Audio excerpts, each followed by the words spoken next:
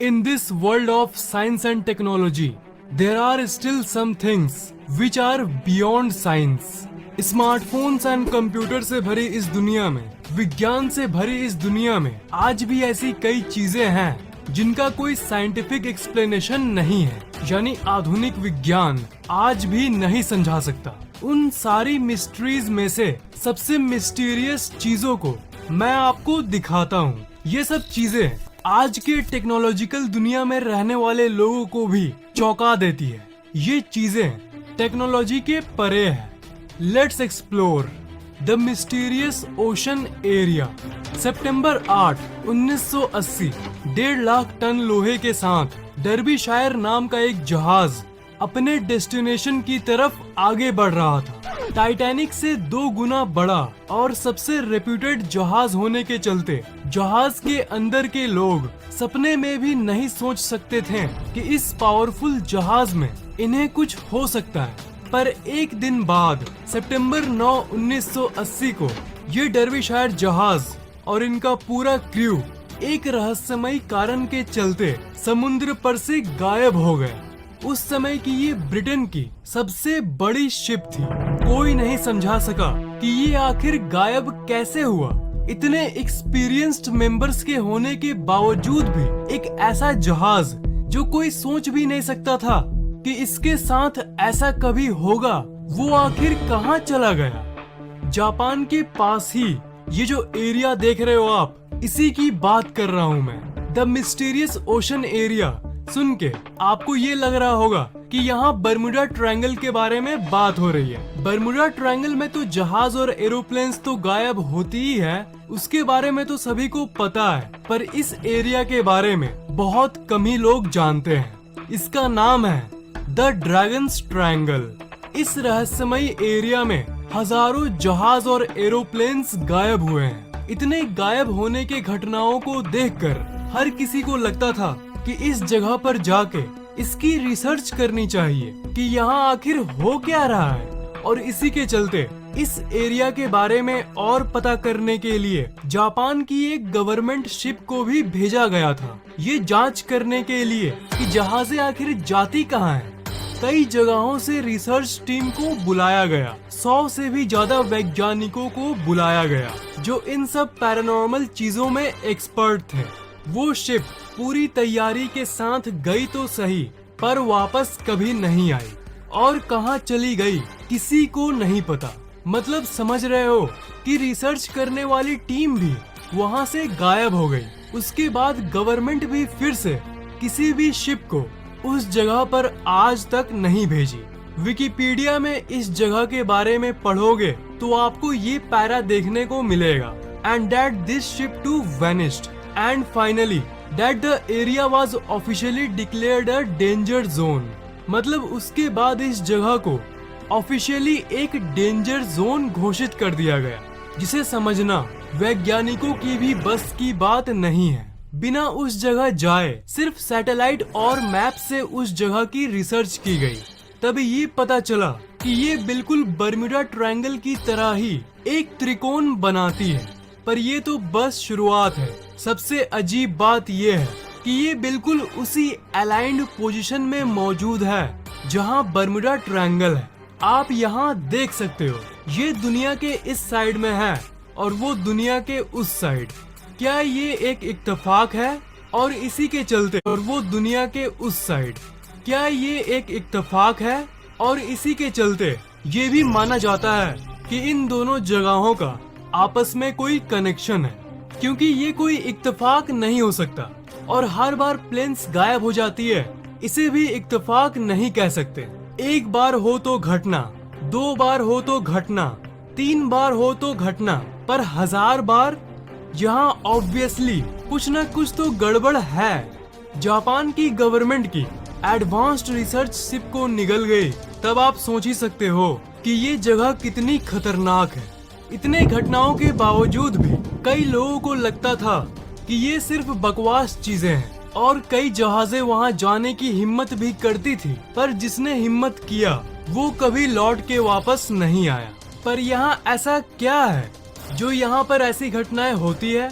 बहुत सारी थ्योरीज यानी ऐसी बातें सामने आई जो ये समझाने की कोशिश करती है कि आखिर ऐसा क्यों होता है, जहाजें आखिर कैसे गायब हो जाती है। जापानीज लोगों के एक ग्रुप का ये कहना है कि इस समुद्र के नीचे बहुत सारे अननोन फोर्सेस मौजूद हैं। पैरानॉर्मल चीजें रहती है जो कि इन जहाजों को गायब करती है। उनका ये कहना है कि यहाँ पर ड्रैगन्स मौजूद हैं जो जहाजों को निगल लेते हैं। अगेन सुनने में अजीब लगता है, पर जब ऐसी वियर्ड घटनाएं होती है तो हमें विज्ञान के परे सोचने की जरूरत होती है। दूसरे ग्रुप का ये मानना है कि इस समुद्र के नीचे एक पोर्टल है जो जहाजों को दूसरे आयाम में खींच लेती है। ये पोर्टल सुरंग वाली थ्योरी का जिक्र बहुत लोगों ने बर्मुडा ट्रायंगल के केस में भी किया है। थ्योरिस्ट्स का ये मानना है कि ये पोर्टल जहाजों और एरोप्लेन्स को एक दूसरे दुनिया में ले जाती है। एक पैरेलल यूनिवर्स का पोर्टल है ये, जो कि दूसरी दुनिया से जुड़ा हुआ है। हाँ, ये भी सुनने में बहुत अजीब लग रहा है, पर आपको ये समझना चाहिए कि जहाजें आज के आधुनिक युग में भी गायब होती रही है। अभी तक इसका कोई possible quote end quote scientific explanation किसी के पास नहीं है। पर 1987 में जब ये सब घटनाएं होनी शुरू हुई थी, तब बहुत सारे ग्रुप्स ने ये खोजने की कोशिश की कि जहां प्लेन्स और जहाजें गायब होती है, उसी पॉइंट पर समुद्र के नीचे क्या मौजूद होगा। जब भी कोई रिसर्च करने जाता, वो खो जाता और कोई लौट के वापस नहीं आता। पर दो लोगों का एक ग्रुप आखिरकार रिसर्च कंप्लीट करके आया। दो डाइवर्स समुद्र के अंदर ही अंदर रिसर्च करने गए कि आखिर यहाँ है क्या, पर वो उस ओशन के एरिया के अंदर नहीं गए, बल्कि जहाँ से ये ड्रैगन्स ट्रायंगल शुरू होता है उसके बिल्कुल बॉर्डर के आसपास ही कुछ सुराग ढूंढने लगे और उन्हें कुछ ऐसा देखने को मिला। मतलब इस रहस्यमय जगह के आसपास ये है, ऐसे ऐसे स्ट्रक्चर्स बने हुए हैं जो अपने आप तो बिल्कुल भी नहीं बन सकती। समुद्र के अंदर जो ऐसे स्ट्रक्चर्स होते हैं वो कुछ ऐसे होते हैं, उनका कोई शेप नहीं होता, रैंडम शेप्स होते हैं। पर ये जो है, ये तो ऐसा लग रहा है कि इन्हें किसी ने बनाया है। और जिन लोगों ने इसे डिस्कवर किया, उन्होंने इसकी टेस्टिंग करने के बाद ये डिस्कवर किया कि ये किसी का बनाया हुआ है। आपके मन में आ रहा होगा कि पहले किसी ने इसे बनाया होगा, तो जानकारी के लिए मैं आपको बता दूं कि जापान का जितना भी एंशिएंट हिस्ट्री है सबको देखा गया, पर इसका जिक्र कहीं नहीं है। इसे किसने बनाया कोई नहीं जानता। पूरे ड्रैगन्स ट्रायंगल के बॉर्डर पे जहाँ पर ये शुरू होता है, वहाँ ऐसी मॉन्यूमेंट्स बनी हुई है। तो आखिरकार ये हमें क्या बताता है? सोचने पे ये लगेगा कि ये कैसे हो सकता है, पर इन पत्थरों का और जहाजों के गायब होने का आपस में कोई ना कोई कनेक्शन जरूर है। एक वक्त के लिए कल्पना करो कि आप इस जगह पर गए हो, तो क्या आप जानते हो कि आप क्या क्या देखोगे? लोगों के अनुभव और उन रिपोर्ट्स की माने तो आपका कॉम्पास इस जगह काम करना बंद कर देगा और जितने इलेक्ट्रिकल इक्विपमेंट्स हैं वो ठीक से काम नहीं करेंगे। बिजली से चलने वाले उपकरण और इस जगह का आपस में एक बहुत बड़ा कनेक्शन है। वहाँ जाने के बाद अचानक मौसम बदलने लगेगा, लहरें उठने लगेंगी और लोगों ने तो ये भी कहा है कि उन्हें आसमान में अजीब सी चीजें दिखती है। उन्हें ये वर्लपूल दिखता है। हजारों लोगों ने ये रिपोर्ट किया है कि इस वर्लपूल के चलते ही बहुत जहाजें डूब जाती है। पर धरती के इतने बड़े समुद्र पे ऐसा असाधारण वर्लपूल इसी जगह पर देखने क्यों मिलता है? कई रिपोर्ट्स में ये भी कहा गया है कि उन्हें घोस्ट शिप्स देखने को मिलती है। ऐसी जहाजें देखने को मिलती है जिसमें कोई क्रू या कोई इंसान मौजूद ही नहीं होता। अब आप ही बताइए कि ऐसा कैसे संभव हो सकता है? ये घोस्ट शिप्स बहुत लोगों ने देखा है जब वो उस जगह से गुजरते हैं जहां से ये एरिया शुरू होता है। इन अजीब चीजों के साथ साथ और एक अजीब चीज होती है इस जगह पे। कई रिपोर्ट्स के हिसाब से यहाँ पर जहाजें टाइम डायलेशन को अनुभव करती है। टाइम डायलेशन मतलब, एक एग्जाम्पल से समझो। मान लो आप कहीं गए हो घूमने और अपने फादर को आपने कहा कि मैं आधे घंटे में आ रहा हूँ और घड़ी देखकर आप आधे घंटे बाद ही आए। 8 बजे आप निकले थे और जब 8:30 बजा आपके घड़ी में तब आप अपने घर पे हो। पर जब आप घर आए तो आपके फादर कह रहे हैं कि 8 दिन निकल गए। तो सोचो आपको कैसा लगेगा। इसका मतलब आपके लिए टाइम स्लो चल रही है। तो बर्मुडा ट्रायंगल और ड्रैगन्स ट्रायंगल दोनों जगहों पर ऐसी घटनाएं भी हुई है। मतलब इस जगह पर टाइम डायलेशन होती है। एक दो इंसान अगर इस जगह के बॉर्डर को टच करके वापस भी आते हैं तो टाइम उनके लिए सेम नहीं होता। ऐसी घटनाओं की रिपोर्ट्स बहुत कम है, पर लोगों ने अनुभव जरूर किया है। और ये टाइम डायलेशन कोई रहस्यमयी चीज नहीं है। विज्ञान की दुनिया में ये एक बहुत फेमस कंसेप्ट है।